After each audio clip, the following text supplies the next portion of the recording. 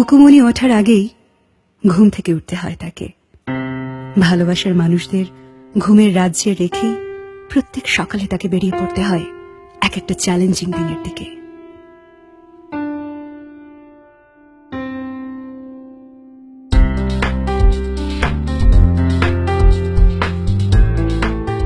সকালের শুরুতেই সে পরে নেয় ধবধবে শার্ট, হাতে ঘড়ি আর চকচকে জুতো।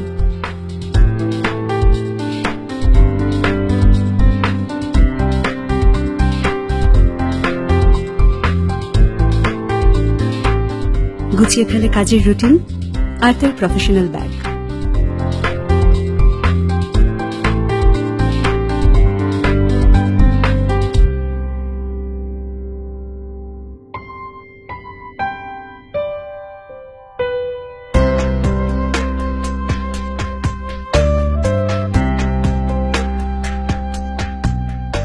তারপর তাকে ছুটে যেতে হয় অফিসের দিকে। না, তার অফিস কোনো এয়ার কন্ডিশন রুম নয়, নেই কোনো বসার চেয়ার টেবিল। হাসপাতালের আউটডোর, মেডিকেল কলেজের বিশাল বিক্ষিপ্ত জায়গা আর ডাক্তারদের চেম্বারের বাইরে ঘন্টার পর ঘন্টা দাঁড়িয়ে থাকার জায়গাটাই তার অফিস। হাতে ব্যাগ, মুখে হাসি নিয়ে কেমিস্টদের আর ডাক্তারদের নিজের কোম্পানি আর ঔষধের গল্প বলাই তার মূল কাজ।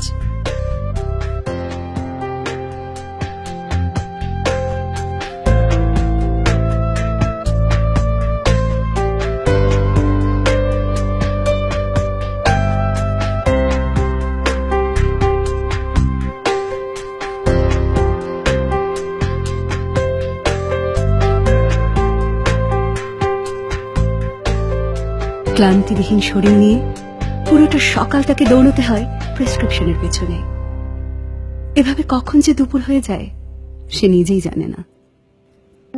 দুপুরবেলায় খাবার সাজানো টেবিল আর টেলিফোনের অন্য পাশে ভালোবেসে তার জন্য কিছু চোখ থাকে প্রতীক্ষায়।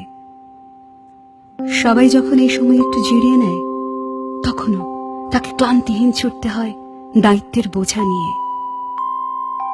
যেন তেনভাবে খেয়ে নিতে হয় দুপুরের খাবার, কখনো চা বিস্কিট, অথবা কখনো খাওয়াই হয়ে ওঠে না।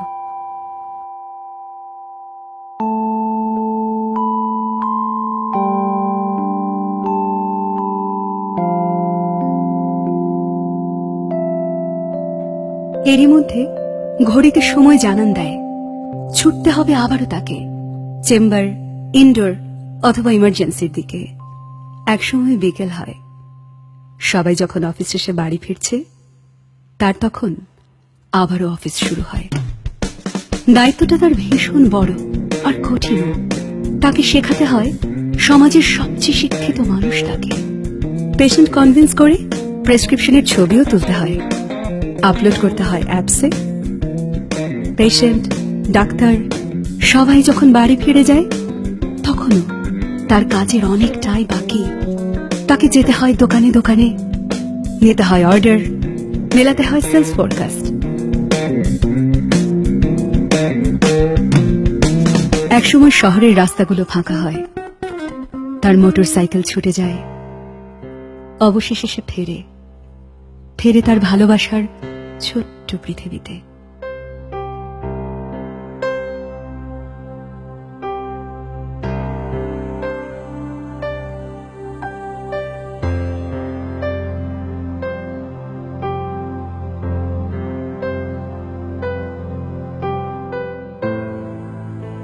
কিন্তু খুকুমনি ততক্ষণে ঘুমিয়ে যায়। খুকুমনিকে না বলা কথাগুলো খুব বলতে ইচ্ছে করে তার। তাই সে প্রত্যেক রাতে খুকুমনিকে চিঠি লেখে।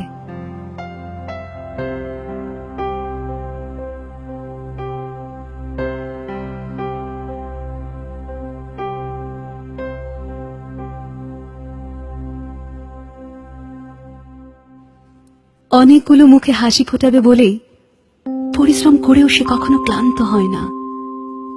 সে হাসি মুখে স্বপ্ন দেখে আর তার স্বপ্ন বিলিয়ে দিতে চায় প্রজন্মের কাছে। আবারও সকাল হয়, সে কাজে বেরিয়ে পড়ে। একসময় খুকুমনির ঘুম ভাঙে। ঘুম থেকে উঠে প্রথমেই গভীর আগ্রহে সে তার বাবার লেখা চিঠি পড়তে শুরু করে। মা, তুমি কেমন আছো? পড়ালেখা নিশ্চয়ই ভালো হচ্ছে। একদিন তুমি অনেক বড় হবে, তাই আমি অনেক কষ্ট করে যেন আমিও অনেক বড় হতে পারি। তোমাকে তোমার প্রাপ্য সময়টুকু দিতে পারি না, কিন্তু একবার ভেবে দেখো, বড় হয়ে যখন তুমি বন্ধুদের সঙ্গে আমার সফলতার গল্প করবে, তখন তোমার কত গর্ব হবে। ইতি, বাবা। বাংলাদেশ স্বল্পোন্নত জনসংখ্যাবহুল একটি দেশ। এমন একটি দেশ ঔষধ শিল্পের স্বয়ং সম্পূর্ণ। এটা এক বিশাল অর্জন, বিশাল সফলতা। বিকন ফার্মাসিউটিক্যালস লিমিটেড বাংলাদেশের ঔষধ শিল্পের জগতে এক উজ্জ্বল নক্ষত্র। অনেক নতুন কিছু শুরু এই বিকনের হাত ধরে। একজন স্বপ্নবিলাসী শিল্পোদ্যোক্তার মেধা, পরিশ্রম, সাহস আর স্বপ্নই বিকনের সামনের দিকে এগিয়ে চলার প্রেরণা। আর বিকনের এই অগ্রযাত্রার রূপকার এমআইও। তাদের অক্লান্ত পরিশ্রমী বিকনের বিশ্বমানের ঔষধকে নিয়ে যাচ্ছে শহর থেকে শুরু করে গ্রামে, এমনকি দেশের আঙিনা ছাড়িয়ে বহির্বিশ্বে। একজন এমআইও মোটরসাইকেল নিয়ে ছুটে যেতে যেতে স্বপ্ন দেখে, আর তাদের সফলতা আমাদেরও স্বপ্ন দেখায়। পুরো শহরটায় যার অফিস, তারাই তো সবচাইতে বড় অফিসার। তারাই তো স্বপ্ন দেখে আর আমাদের স্বপ্ন দেখায়। বিকন পরিবারের পক্ষ থেকে সকল এমআইওকে জানাই স্যালিউট।